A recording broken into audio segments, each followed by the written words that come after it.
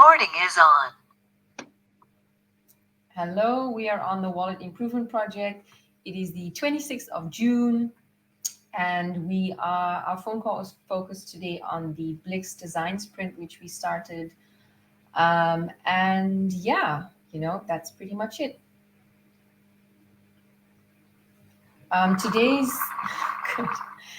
Today's phone call will be pretty much about refining the user flow that we've come up with and asking the developer Hampus a few questions that we have so that we can finalize that flow. Can I add something to that or throw something in there? Please go ahead. So this project has started like 4 or 5 months ago or something like that, right? It's since February, and I think it would be cool if there were some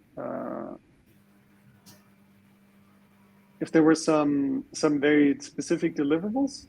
We don't have to, but I think it would be cool. So, and I think John's mentioned that, or Patrick here, if you will, mentioned that one of the early ideas with the design sprint was that there would be kind of a clickable prototype. That would be kind of the deliverable of this, of an updated flow. So I just wanted to maybe just get an idea of where we are and like what we're working towards and how long that might take and what blockers are before diving in. Yeah, that's okay. I'll share my screen. This is the Figma file that we're on. Mm-hmm.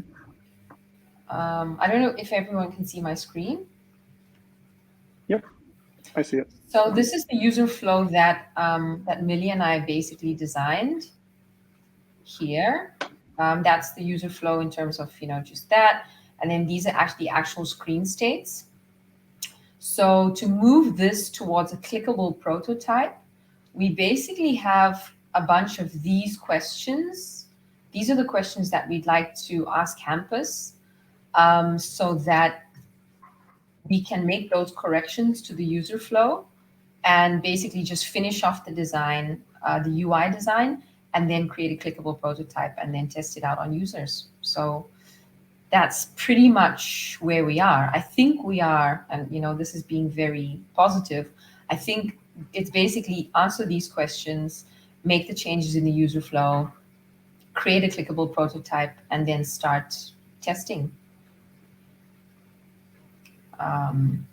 Yeah, that's it. I will stop sharing my screen.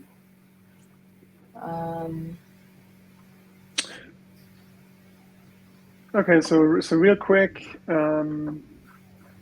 just looking at this here. So just going over it real quick. So you start the app, you enter your name that's going to be used in invoices. Then there's the syncing process. Then it asks the user if they want automatic setup or manual setup. Then there's a brief welcome. Then it asks about opening channel via Lightning or on-chain, and then it asks for a deposit. You'll sense the BTC, channels opening, and then you're in the application. Yep. And then it asks you to back up your channels. Okay. And so this is more, the needs you're addressing was that it wasn't totally clear what's happening, right? And you're just trying to make it more explicit and give a little bit more guidance to users, right? Oh, and one more point. Yeah, that's absolutely correct, Christoph. So basically to educate the users a bit more in the onboarding journey. And something I should have added is that the orange flow at the top, would be the most straightforward user flow. So everything that's orange is the most straightforward. And anyone who wants customization moves down to the green one. Okay. I haven't finished the green one yet in terms of the actual text on the user flow. You can just ignore that, but the screen states are pretty much finished aside from these questions.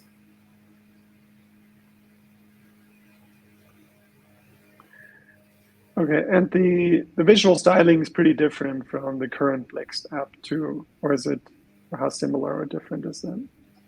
Good question. I think we only managed to match it in terms of the actual color hex code, which I got from Hampus.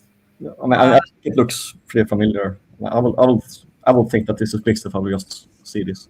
Actually, I think it looks in line with what we have right now, and I'm not against it. I'm not against changing stuff up as Yeah. well. So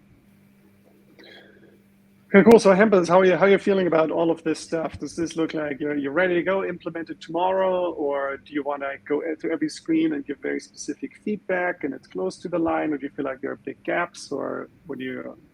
yeah, I think this. I haven't gone through everything just yet, but I think this looks really good actually. I would like to just process and see everything, but as far as I've seen so far, I think this will be great to implement. And yeah, and Mo, you said you had a list of questions that we might should go through before we're ready, so to say. Yeah, I think if we answer those questions, it's pretty much going to help us to finalize the UI design and then create a clickable prototype. Yeah. There's a bunch of stuff that Millie and I didn't understand, like what is BIP 157? Right. Yeah. So we just those are the kind of stuff that we needed a bit of input on. Understandable. Yeah. Yeah. I mean, should we go to them now, or should I take them myself later on? Or what do you think? What do you think, Christoph? So I think this call is really for the both of you to have the time face to face and quickly talk through things that you need to talk to each other. Yeah. So if you feel like it's a good time to go through every single screen one by one quickly and get feedback, then that's good. But anything that requires research or so is not a good time maybe to discuss right now.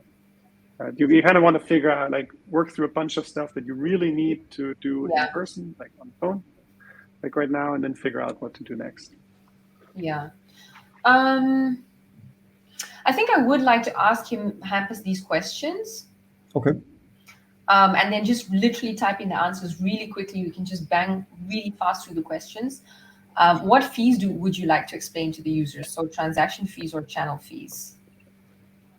Well, probably both, but Okay. the channel fees are the most important one because that will be the most expensive one, right? Like if you open a channel with Dunder, for example, you might pay a hefty on-chain transaction fee. So that's I think yeah. So Okay. the option to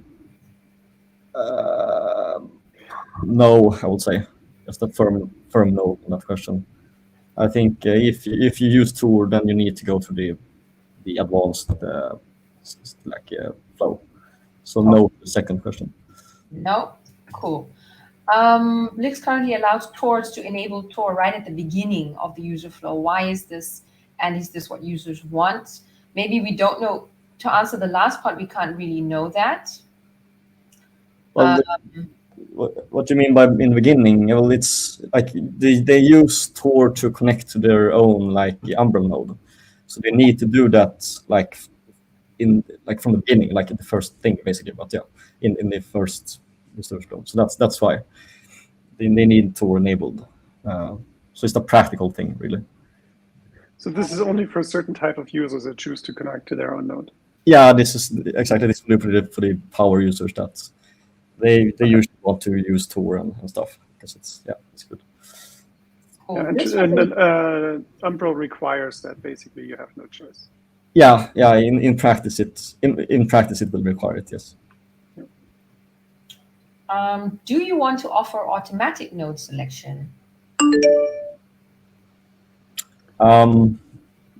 What does that mean? You mean you choose from a list of nodes, or or this? Yes. I think it is. Not sure what automatic means. Right now, Blixt will just use the Blixt project nodes by default. So there is already that automatic one. For on-chain data, or yeah, I don't understand the question completely. So yeah, I'm trying to see. Or that for now or something. I'm just trying to understand which part of the user flow we got this question from. Yeah. At the bottom in the green one on the privacy selection is a thing that says set your node, type your Bitcoin node address. Okay. Yeah, that probably would be it. So. Yeah. Yeah. No. Well. what does automatic mean here? You will need to enter the Tor address, which is a long string of random characters. So I don't think there should be an automatic one. So well, I guess what the question is, what happens when you press skip? It must fall back to something, because there does have to be a node. Like it has to get data from somewhere. It's okay. Let's try to see where is it? So you could have an option that says use the Blixt node. Yeah, the skip button could say skip, but in practice it will just use the default one, like as it is from the beginning, basically.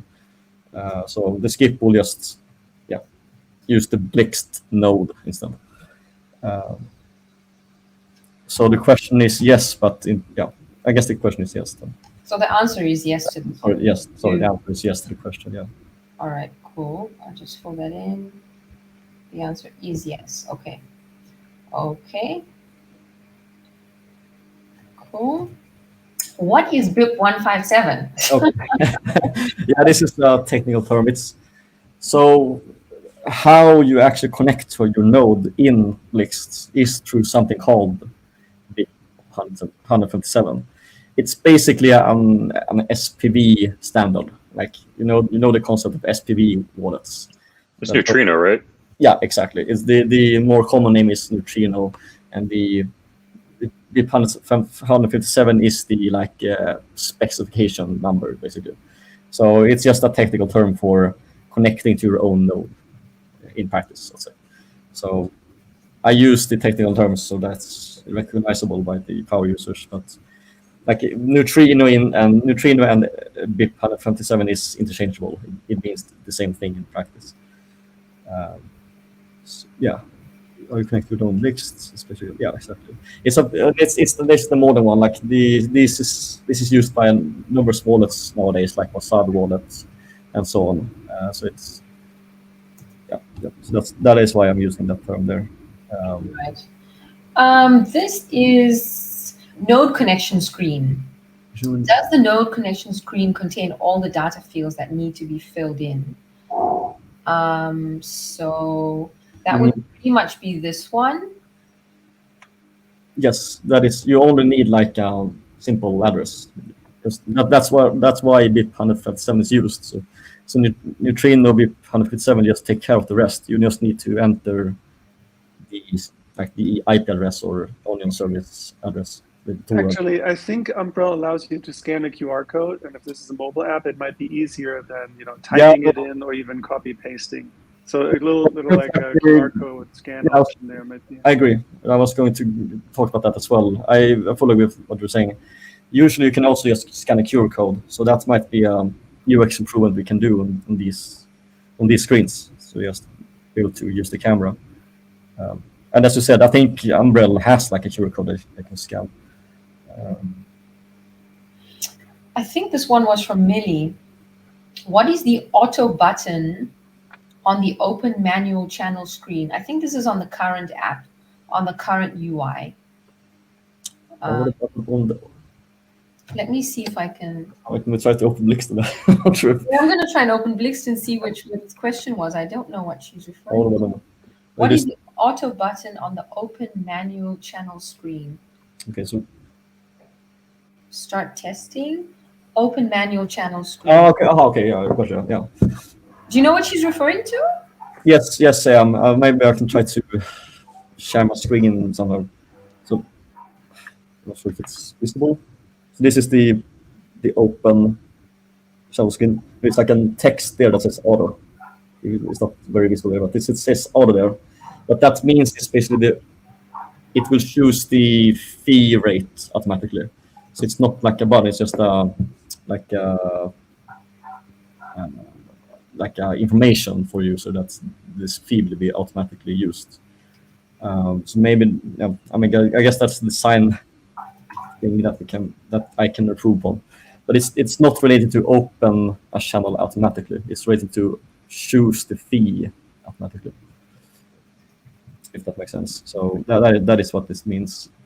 It's like a slider that you can slide to choose the fee rate. Okay. So And only 2 more questions to go. Do experts want to enable automatic channel opening? Yeah, that is a tough question. Because the answer will be yes and no depending on the expert. So I will say that yes. I think yes makes the most sense. Because in the future I will probably, and I will firmly, I will fix so that they can automatically open to their node. Right now it defaults to my node, but in the future I will fix it for their. So in that case they will definitely want to have that. So yeah, I think yes is good enough. So an answer for that question. And the last one, do you have on-chain do you have an on-chain transaction first if you want to open a channel? I think Millie asked this in Slack, I think. Yeah, the answer is yes to that question. At least you need you first send your coins to Blixt, and then those coins will be used. So yeah. Thank you, Hampus. No worries. Thank you very much. It was a good list of questions here. Yeah, those are really, there were a lot of UI decisions that we couldn't make. Things that we needed to change in the flow. We couldn't make those changes without answering these questions. So yeah, that's good to be very safe and sorry. So yeah, I hope these answers will help you at least. I think it was good questions, and yeah. Yeah, it's been such a great experience, Blixt. Thank you very much. Yeah, I don't know what is the next step now. I mean, what do you guys think? I have a question here. So if, let's say, Mo, you test this, you and Millie go around, test this with 10 people, and they're like, okay, generally good, need some minor tweaks, and then that's it. Would this be implementable as is? And I guess that's a question for Hampus. Sorry, what was the question? Could you implement this as is? Would you? Pretty much, yes. There are some difficulties regarding the Tor thing, like enabling Tor, because like right now I force the user to restart Blixt when you enable Tor, but it's not actually technically needed anymore. It was needed in LND in the past, but I've actually fixed that. So that's like a minor annoyance that I have to deal with, but from looking at the opening channels and whatnot, then there's no problem at all. This is very straightforward. Cool. Yeah, I know sometimes reshuffling all of these screens and moving options around is sometimes a little bit trickier, and you need to break it up in 20 different issues or so. Yeah. That's why I'm asking. Well, maybe, yeah. I had some questions. I really need to look this one through completely, but how does the backupping look like? Because that happens after the backup. We have it right here, and that's an interesting discussion because Christoph has just been working on the backing up your channels in for the Bitcoin design guide. So that's a good question because we have it right here at the end of the user flow. Yeah. Okay. The idea that we had was because when I saw the flow that Christoph designed, he put the backup all the way at the beginning. Yeah. That's a very good question. How do you feel about that? And well, I'm very passionate about having it off there because I don't want to deal because from experience in Blixt, when I had upfront questions all the time in the beginning, the users will just drop because they will just get angry and stuff. So I think that first onboarding the user, then nag them about backup is but that's my opinion of this. Yeah. No, right now it looks like it's after because this screen here is the overview screen, like you see your amount there, and then there's a button that says backup your channels. Yeah. So I suppose if you click on that one, then you get to the backup screen. And that is actually how Blixt works right now. Yeah. It's very similar to how it works right now. Okay. And I'm personally happy with that. But I'm open to discussions, of course. Yeah, I found it very interesting that Christoph put it at the beginning of the flow in the design that he did. And then along with that thought process is, I don't know from a development perspective how it works, but could it pop up as a reminder to the user as a modal, hey, don't forget you haven't backed up your, you haven't backed up your channel. So I was just, yeah, that's Yeah, you can do like notifications and stuff. Like, you can really annoy the user if you want to. Like it's possible. yeah, Right now we just have it like in Blixt. I have like an item on the overview screen, like in the list of transactions. There is like an item that says, "Oh, you should back up your channels because otherwise." Yeah. What does the rest of the guys think about backing up the channels? Is it something that is wiser to do at the front of the user flow or at the back, or annoy the users and We remind just them? to hop in here. This is exactly what I asked on Slack and on Twitter and on GitHub. So Yeah, here's in my background, here's that flow. yeah, The top one is upfront setup. The bottom flow is asking people about it later. yeah, And then after a bunch of feedback and discussion, the verdict was to merge both of them. So that's kind of the current status here. So, it does say people like, hey, your first screen is you're on your own, you need to be in control. Then it says back up. There's always a do this later option, so you can just kind of rattle through it if you don't care. Improve yeah. your security, fund your wallet, deposit here. Then it'll tell you, okay, currently receiving X. And then after it received it, it explains what fees are happened.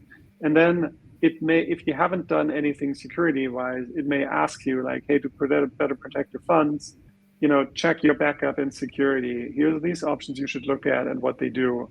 And if you've already done that, it might not show up. And if you really decline everything, maybe it's going to start bugging you over here. So it's a combination of upfront and optional. And I think the rationale is that even if somebody skips through it, at least they're aware of it, that these things exist. Because a user might want to know, like, before I deposit anything, how is this secured? And if they don't see anything, that they're going to look around in the settings or go to the website, and they'll have to kind of figure it out on their own. It is a little bit friction up front, but the idea then was to add to do this later to allow people to just skip and not get angry, hopefully. Yeah. But I'll have to check with it. I really like that second to last screen state that Christoph designed in that flow, because it's like, okay, now you have all your ducks in a row and you're ready to rock and roll, basically. It's also giving that user that like, hey, everything's done on your side that we need you to do to make sure everything's safe and secure, and now you're ready to go forward. How do you feel about that, Hampus? That second. Yeah, I mean, I think this reasoning, first and foremost, the showing it up front and then allowing to skip. I think that is, I like that reasoning as well, because then the user is aware, as you said, Christoph. Yeah. And then as you said, that in the end there, you show the user that screen that you could you zoom in on that one again, Christoph? Yeah, I'll send you the Figma link. Oh, thank you. Possible for you to share the Figma link in the chat itself? I've seen this one, but just to have a look at it. Yeah, I just shared the link in the chat. Oh, perfect. Thanks. Let's see here. Better pay to funds review backup. Yeah, exactly. Yeah, that makes full sense to me.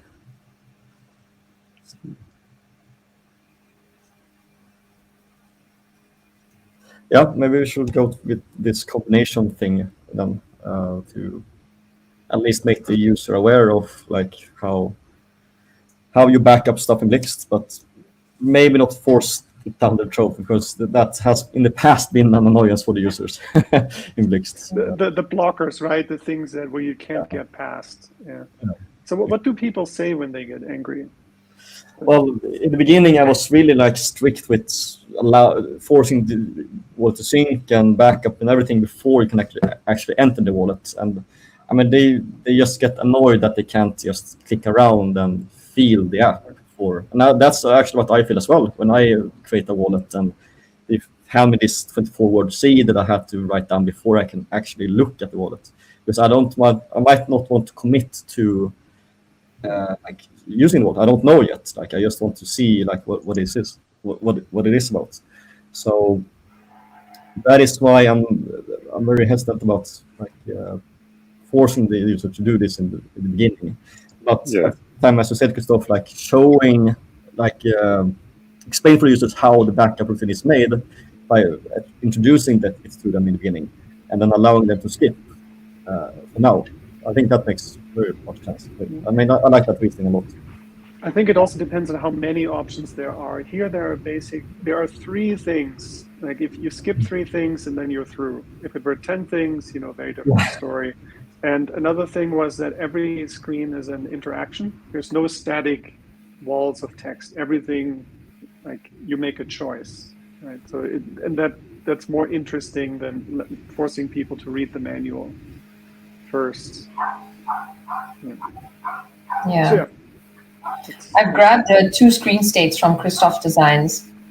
Basically, the backup your wallet one that he has right at the beginning of the flow. And then I also grabbed the checkbox one at the end, the second to last screen state. It's just that then extends this flow by 2 screens, should we decide to add it on. So that is a consideration. Yeah, I mean, you may want to pick elements or concepts of this and carry it over and apply it in the unique Blixt framework and what Blixt is trying to do. Yeah. Totally your call. You're the chief design director. Not really. We are the chief design directors. Yeah, I like that that it's done right at the beginning. I mean, if you're getting a lot of questions about backing up and problems from customers, users about it, then it is something that needs to be properly addressed in the user flow. If you're getting 10 questions about that a day, you'll save yourself a lot of customer questions by including that in the flow. So, that's for you to Not the education part, like explaining, like in Blixt. This is something that we need to take into consideration. Like Blixt uses the seed system, so you have a backup seed. Yeah. So, like there's like you also educate the user upfront if you tell them about the seed in the beginning. They might not have to actually write it down, but at least they know about these things then, and also they will know about Google Drive or iCloud backup being a part of Lightning wallets, for example. So it's like an education part right from the get-go. That I think it should be pretty easy for the user to understand, at least in the beginning. Yeah. So I really like that, to tell them about it up front. I had one more question, and that's relevant to the next phase of the project. I know your Telegram group is obviously your little group of all of your users, and we'd need to obviously, maybe access some users from there to do usability testing once we've created the prototype. Sure. How would you like us to approach that? What are you comfortable with? Would you like to do a call yourself with text that we provide, or would you like us to jump in there and say, like, what do you feel comfortable with? Happy either way. I mean, I will say that, like, if we find some users that want to be involved in the some testing phase, I suppose we should just make it a Bitcoin design call. I think that makes the most sense. But it's So do a call like on your website or in the Telegram group. But if you want, I can also do my own call with them. Okay. I thought it was better to do it in the Bitcoin design context. It depends on, I don't know. I don't actually know.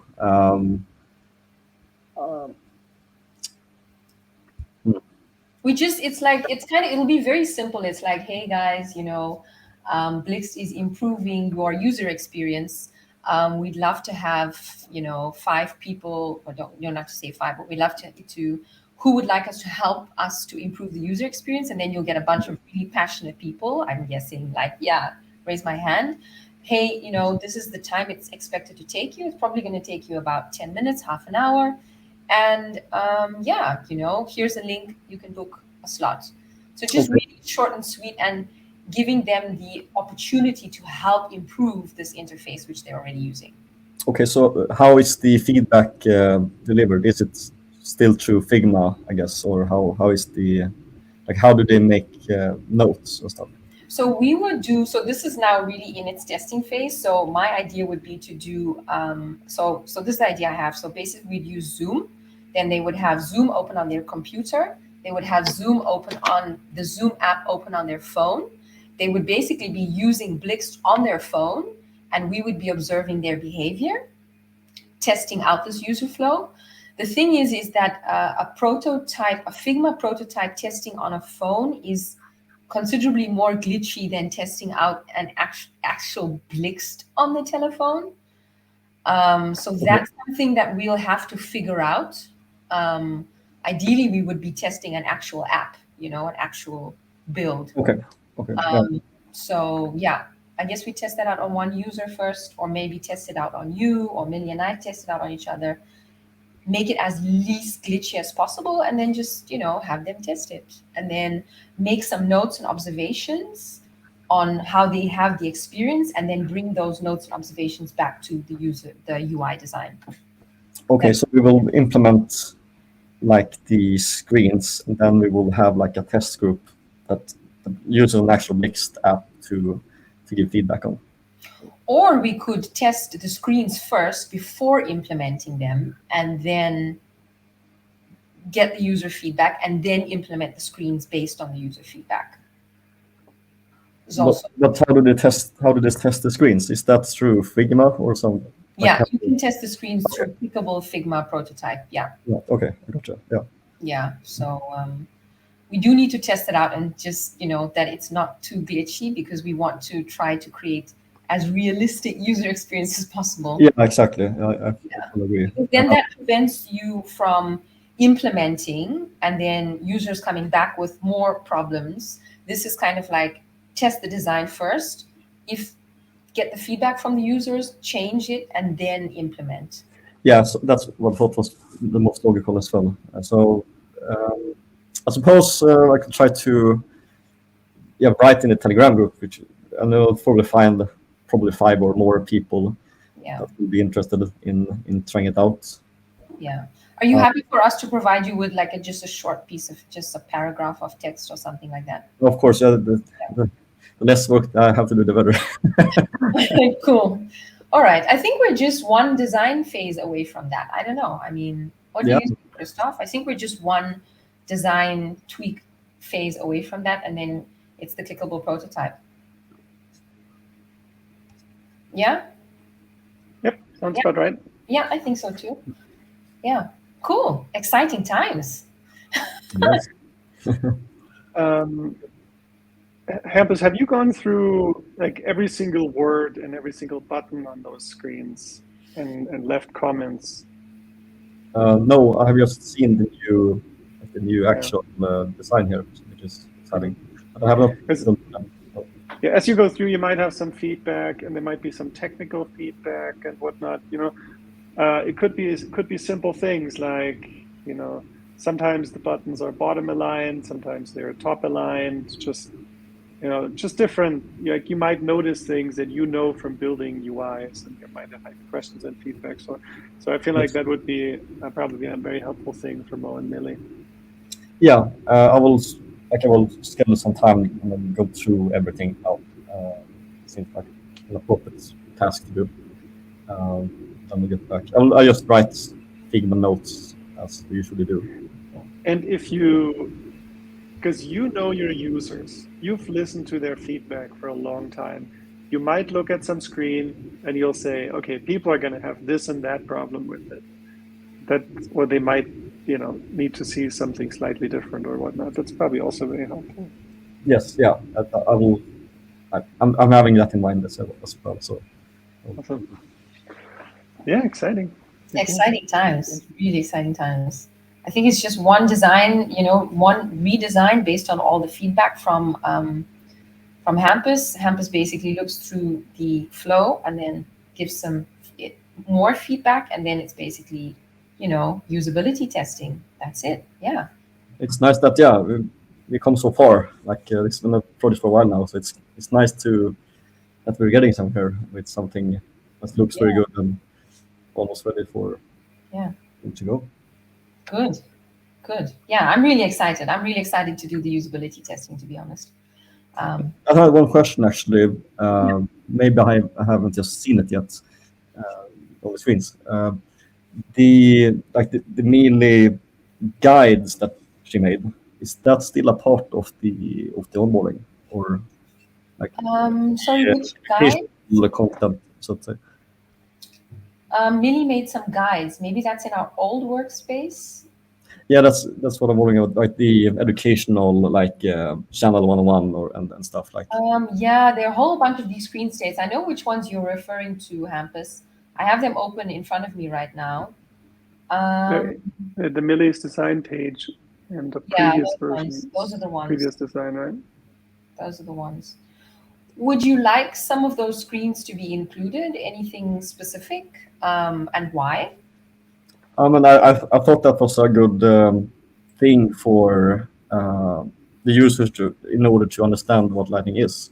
So Yeah. for the newbie users, I think that those like this they should be skippable, but I think it makes sense to have that content at least. I'll make a note about that. Right now, the onboarding is, and it makes sense, of course, but the onboarding right now is actionable things, right? Like you do stuff, but there's not that much about reading, which was the. Mhm. So it would be nice if we could incorporate that somehow. Yeah, I like that idea. I'm just thinking, ideally for an onboarding journey of a user, we want to keep things as short and sweet as possible. So we should maybe try to have this as a choice, maybe for someone who really wants that 101, you know? So That's that it's like not forced on the user, but it's like you get to choose if you want exactly. that one or not. I fully agree. Like it's already long, so we shouldn't just throw more to the user, but at least like have the option to like, oh, click here to learn about like whatever, because those like I thought those like those screens and those guides were pretty easy to digest and very like you used to learn a lot about Lightning if they might not want to know about Lightning. Yeah. Because like the primary target audience is like Bitcoiners that wants to learn about Lightning, so it could be good. Sorry for the. Sorry, I just had one more question. So, how do you feel about showing the backing up screen up front? So basically, this screen from Christoph here, where he has backup your wallet to cloud storage. So that's like really at the beginning of the user flow. Do you want that really at the beginning? Would you like to maybe test that out, or do you want to have it at the end where it currently is? I'm not sure. I don't know which screen are you? Okay, backup. I thought that was good if it's skippable, right? If you can, like, because if it is in the beginning, then I really think it should be skippable, so that the user knows about it at least, because otherwise they might not know actually how Blixt is even secure. Like, so it makes sense to have those upfront. But as I've talked about in the past, like my users in the past has been angry that they are forced to do stuff in the beginning. Like, Okay. So, like maybe some kind of compromise at least. So. And how do you feel then about that other screen state over here, also from Christoph? You know, to better protect your funds, just let's make sure you've done all your things that you need to do. Let's see, where is that? Let me try to follow you. This white one here. Yeah, right. Yeah, that one. I think that firmly should be in the end then, like after the old. What thing should we include in that screen? I think the pin code, Face ID, cloud backup. It's like, we also have a seed in Blixt, so we have a seed phrase that the user has to back up. Okay. Something more. And you don't back up the seed to cloud? Well, not in the current iteration of Blixt, no. I have kind of, I'm a bit skeptical about the security about doing that, because like the backup file, the channel backup file, that is actually encrypted by the seed. But if I also upload the seed to the cloud backup, then you're stripped out of security. So I'm not sure about that one, no. You but might need a PIN then to encrypt both of those together. You'll need something else then basically to encrypt it, right? yes, exactly. That might be a good idea to do that, like back up the seed by something else. It's just that I haven't like Blixt is that was not Blixt right now, at least. Might in the future be so in the future, but right now I just require the user. It's the easiest way to do things. You just require the user to back up the seed.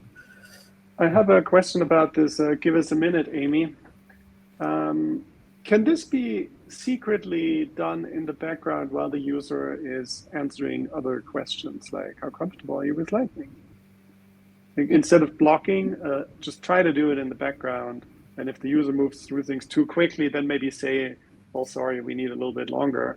But if they move at a normal pace, maybe they'll never see a loading screen. Yeah, I think that one should be just before founding the wallet, because it's really the only time it's required to be in sync is when you are founding the wallet. So making the user do everything beforehand seems logical. So probably just in here.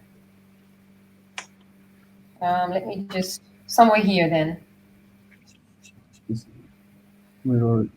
Yeah, exactly. Yeah, some All right. yeah.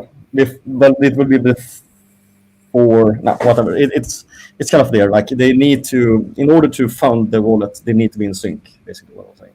So somewhere there, yes. All right. Cool. Good. One thought I had was while I was also working on this, on the initial deposit, if you could go to that screen, a little bit to the right, but on your flow, where you see the QR code.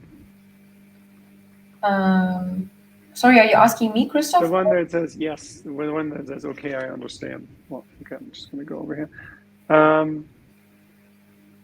So, send a minimum of XYZ sats to this address. In the design, I was thinking through this, and right now, for a user, there's nothing to do. Like, how do they get out of this one?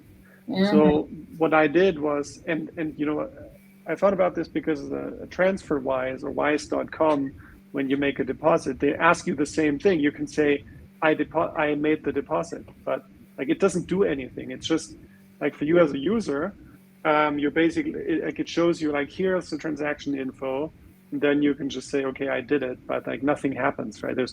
But it allows you to get out of this and just kind of let the application know that you made the deposit. It's a weird placebo type of button, but somehow it would be helpful if the user can kind of press the button that says, yeah, I made the deposit. And then they can expect the application to, the application will scan it automatically, right? It doesn't depend on it, but it's still kind of. I have this thought as well. Actually, just have a placebo button that doesn't really, like it might do something internally in the app, but in practice, I have that thought as well. It makes sense because then the user can do something actionable, like telling the app that they made something, even though it probably won't do anything in practice to press the button. Yeah, you made a very good point, Christoph, because one of the principles is that the user should always be able to exit, get out of a screen state or have options to exit or, not do that thing you're asking them to do. And that screen actually does not allow them that option unless you add a button that says, yes, I made the deposit. I mean, you could then also have kind of a placebo transaction in the activity history where it says like waiting for initial deposit. So the user sees something when they go there and they said, I made the deposit or something like that. So it becomes, there's some continuity there. Yeah, that's a good one. Yeah, I like that. That was in Phoenix because they have a screen that says, well, it's almost like a pop-up. It's almost like here on this screen. So it's where I don't quite remember, but it's like your funds are coming in now. And then it's like this, almost like the semi-flashing thing, letting them know that something's happening, you know. Well, it's not dead. It's looking. It's waiting. We're doing that thing for Lurking. you, you know. Confirmation you've moved your funds in. We know you moved your funds in, and confirmation that it's coming in. Yeah, that's a really good point. That is a really good point. Yeah. And this might even pre-confirmation, where there's nothing in the mempool even. There's not even an unconfirmed transaction. It's more like waiting for, right? It hasn't received any signal. It hasn't even received a signal that a transaction was initiated, but it's not confirmed yet. It's just like waiting. Come on, user. Come on, network.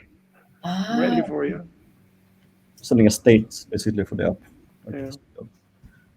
It's almost like we are waiting for you to, you know, transfer on chain to LN. We're waiting for you to do that. Yeah, the app will basically communicate with user that like they're waiting for the transaction. Basically, but in the case of Blixt, it wouldn't know before it has been confirmed in the blockchain. So I think it makes sense to notify the user and tell them that somehow. Yeah. Yeah. What do you think, Patrick? Nice, not listening. That was a good set of questions.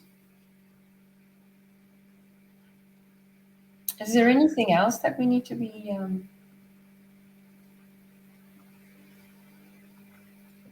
So next steps are to do another minor revision, which I don't know when will that happen, this week or next week or? Yeah, then, we basically just work asynchronously. So she basically gets a couple of screens to work on. I get a couple of screens to work on. We do that, and then we just come together, and then it's done. You know, I think it could be done in a week. I mean, these are not. Yeah, it feels like it's like an hour, maximum 2 hours of work, and then it's done. I think pretty much. You might also need to hook up the clickable prototype, and you may be missing some screens because if you allow users to click on every button, which you may not need to, right? There might be some buttons you may not want to make clickable. Then you might find things like setting up a prototype, pulling it up on your phone and clicking around. You might realize a few things that are not working correctly. You may also, because static Figma prototypes are one specific screen size. Yeah. I don't know if you can control what screen sizes the testers will actually use. Good question. But you may need to modify these screens to remove the little horns and stuff. But you just have to kind of check that your prototype actually feels right when you tap it, that the transitions work, and maybe test on 2-3 different phone sizes and whatnot. So preparing your testing setup will be important too. Yep. And then finding people. You can also just test with one random person initially. I think we should, definitely agree with you. I think we should definitely test it out first on a non-Blixt user and see how they experience it, and then actually test it out on actual users. Yeah, definitely. Yeah. One thing I would add is like starting up like the user research into like an open community and stuff. It might be good to start building up some kind of rapport, and perhaps Hampus could help with that by making the introduction and saying, hey, this is Millie and Mo, who are from the Bitcoin design community. So by you introducing them into the community, it's like it's not some strangers. Yeah. And that can help with getting pretty much everyone on board and stuff or whomever. The other thing regarding testing, there's like options to do like supervised, which is one which you were considering here with the Zoom call stuff. Yeah. Then there's like the unsupervised one. You can check out this application called Maze, maze.co, maze.co. So they can help you get your Figma prototypes in there. I have not used it for mobile testing. We pretty much test everything on in the browser with clicks and stuff. That gives us enough. It gives us like some heat maps and stuff. The mobile testing has just been like way too difficult to set up for the various sizes. But I'm not saying not to go ahead with it. But Johns, can you so Maze is giving heat maps basically? And you can have like some questions and stuff after the test is done or before the test, Yeah. that kind of thing. So that's just typically how we go about it. And what else? Oh yeah, and you get this link, you send it to people, and then it says, "Hey, please answer like a few questions, tell us about yourself," and then it goes into the test, and then you could have like some follow-up questions about like what did you feel about XYZ. Cool. That's a good one, unsupervised. Yeah, I'll definitely look at Maze. I did perform a usability test I tested a prototype from someone when I was studying, and he did it on Maze, and I was quite impressed. I was really impressed with how fluid it was and how real it was. It was a desktop, it was a website, though, it wasn't an app. But it was really good. It was really, really good. Yeah. Yeah, it has Figma integrations and stuff into it. Yeah. Bitcoin Amsterdam meetup coming up next week. Probably some potential people to test on there in person. Yeah, so I did go to the Bitcoin Wednesday. I did go to the meetup about, was that 2 weeks ago or a month ago? And those guys were just like, lightning? What's that? You know? I was like, huh? You know? And then I was like the person there, like, tell us about lightning. Really? It's just, you know, it was really like, yeah. I mean, it doesn't really look like a Bitcoin meetup from the page. What does it say? I mean, it looks like their topics are all like Syndicate DAO tops 28 million, Coinbase NFT marketplace reports 100K, 33% of Britain's consumers have used crypto. Yeah, it looks to me like it's like that might be why they had never heard of Lightning. I don't know. Yeah, they were more like the investor guys, the guys thinking of developing apps themselves, people who've invested in Bitcoin. But lightning, the word lightning was completely foreign to quite a few people. It was clear they were dumbfounded when I mentioned it. It was pretty clear. So, yeah. Welcome to the Bitcoin design community. There we go. Is there more maxi meetup? Maybe another one. 21. Like there's a bunch of these 21 meetups happening popping up around Europe now. Yeah.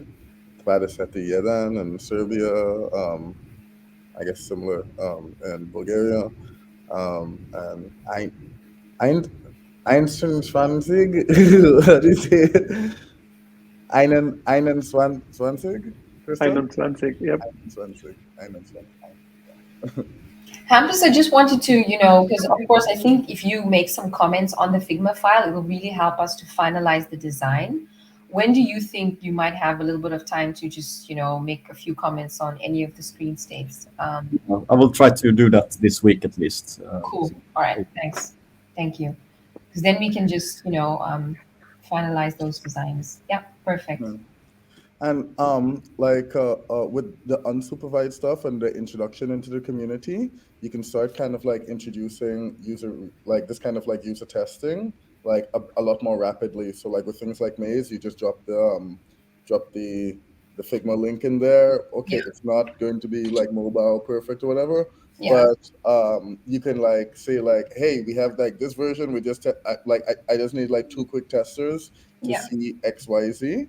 And then you get like a more rapid kind of like turnaround.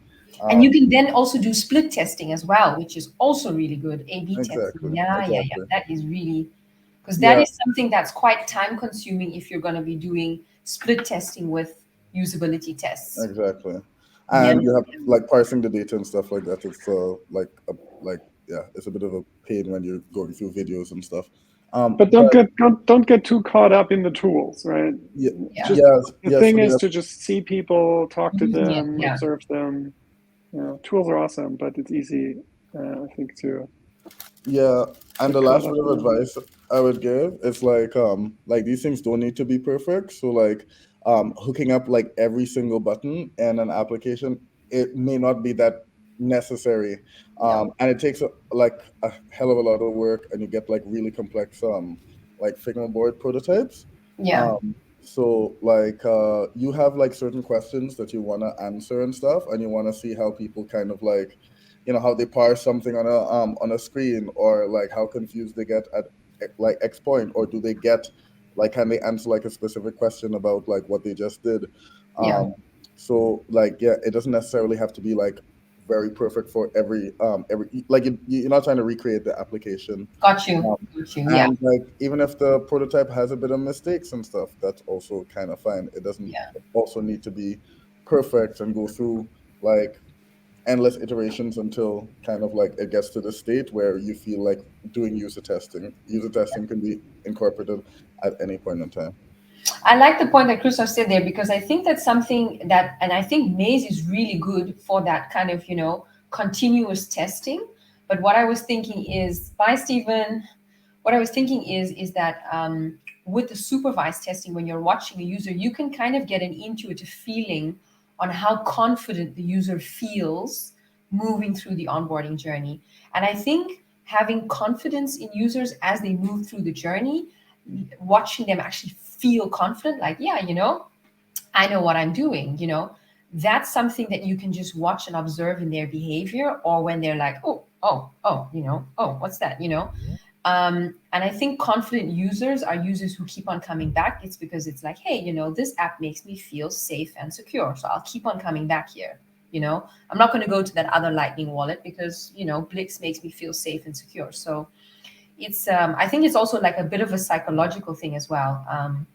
Creating confidence in users when they're using an app. Yeah, it's something that I'm actually quite interested in. How do you create confidence, in users? It's a thing that's interesting. So yeah. You could learn a lot from con men, I guess. From who? Con men, confidence Yeah, men, absolutely. and then trick them. Yeah. Just joking. Because at the end of the day, we want apps to be more human. You want to humanize it. Yeah. That's the job of the UX designer. Yeah. So if we can make them feel confident, and we make them And happy.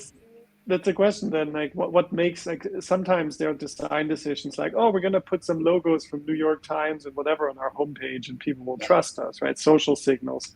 But I think the best confidence is when the app clearly addresses the user's needs and they feel like they understand it, Yeah. and they understand how they can use it to their own Yeah. benefits, that type of stuff, versus using social signals or I don't know, other stuff. Or landing Smoke on a mirrors, page, yeah. landing on a screen state and being like, what does that word mean? Okay, I need to get out of Blixt now. I need to Google it. I don't know what that word means, That's what we need to move towards, and I think it will take a really long time to get there. But yeah. Okay, cool. Thanks for facilitating, Christoph. I really appreciate it. And thanks for being here as well, John. Really appreciate your input with regards to the usability testing as well. And Hampus, to you for answering all of those questions. Really appreciate it as well. Thank you for this call. It was great. Thank you. And You awesome guys work doing to all the you. work. It's awesome. Yeah, awesome work to you and Millie for keeping this going and like pumping out all this work. It's looking really nice. Cool. Awesome. Yeah, we've learned so much just from the Blixt design sprint. We've both learned so much. Yeah. Cool. Yeah, I think. Cool. I'm going to stop the recording real quick.